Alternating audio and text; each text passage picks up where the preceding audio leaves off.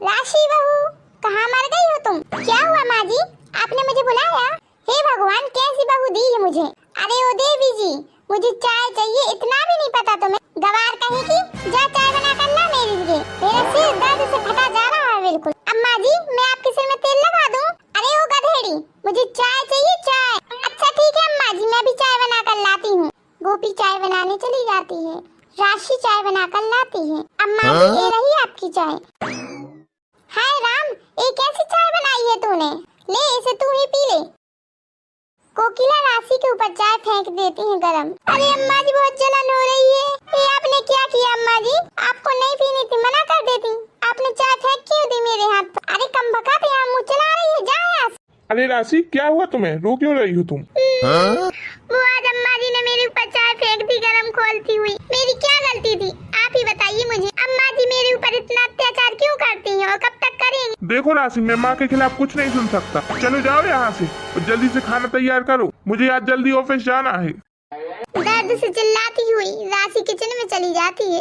हे भगवान, माँ जी मुझसे इतनी नफरत क्यों करती हैं? मैं तो उनकी कितनी सेवा करती हूँ, पर कभी भी अम्मा जी मेरी तारीफ नहीं करती। हर वक्त मुझे कुछ न कुछ कहती रहती है बस। आज तो अम्मा जी ने हद ही कर दी, मेरे ऊपर गरम गरम चाय डाल दी।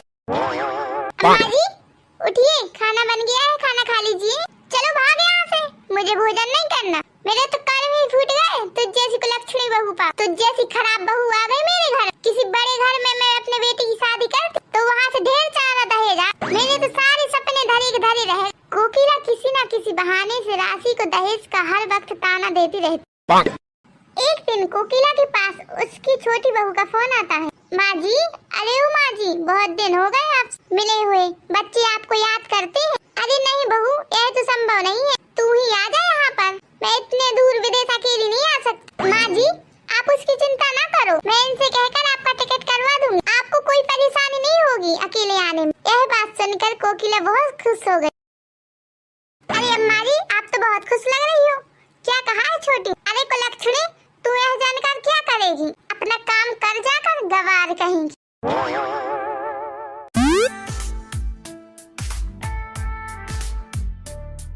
शाम को जब कोकिला का बेटा अहम घर आता है तो कोकिला उससे कहती, अहम बेटा, मैं विदेश जा रही हूँ, छोटी बहू ने मुझे बुलाया है। अरे मॉम, आप इतने दूर क्यों जा रही हो? क्या राशि ने आपसे कुछ कहा है? मैं अभी उसे बुलाता हूँ। आप कहे तो मैं राशि के लिए उसे अपने मायके भेज देता। नहीं रे, मैंने ही मन बना लिया है, कुछ दिन छोटे के पास जाकर रहूंगी। ठीक है मॉम, जैसा आपको ठीक लगे। राशि अपनी सास के जाने से बहुत खुश थी, क्योंकि उसे अब उसकी सास की रोज रोज की चिक चिक से कुछ दिनों के लिए छुटकारा मिलने वाला था। समय ऐसे ही गुजरने लगा। एक दिन अचानक कोकिला वापस आ गई। अपनी सास को अचानक घर आया देखकर राशि हैरान रह गई। अरे अम्मा जी, आप अचानक आ गई, आपने आने की कोई खबर भी नहीं दी हम लोगों को। मैं अभी जाकर आपका कमरा साफ कर देती हूँ अम्मा जी। नहीं बहू, अभी रहने दो, आज थोड़ी देर मेरे पास आकर बैठो तुम, मैं तुझे जी भर का देखना चाहती हूँ पहले। अम्मा जी, क्या हुआ? आपकी तबीयत तो ठीक है, आप बहुत बल्दी बल्दी लग रही हो आज। राशि अपने सास के बल्दे हुए रूप को देखकर हैरान रह गई। अम्मा जी, आप बैठिए, मैं चाय बनाकर लाती हूँ, आप बहुत थकी होगी सफर से। राशि चाय बनाने चली जाती है। राशि किचन में जाकर सोचती है, अरे आज अम्मा जी को क्या हो गया है, बहुत बल्दी बल्दी लग रही हैं। हे भगवान, मेरी सास को ऐसे ही बनाए रखना। तभी किचन में कोकिला आ जाती है। अरे बहू, तुम इतना हैरान क्यों हो? अब मैं पहली वाली कोकिला नहीं हूँ, मैं बदल गई हूँ। अरे अम्मा जी, ऐसा क्या हुआ है विदेश में जो आप इतना बदल गई हो?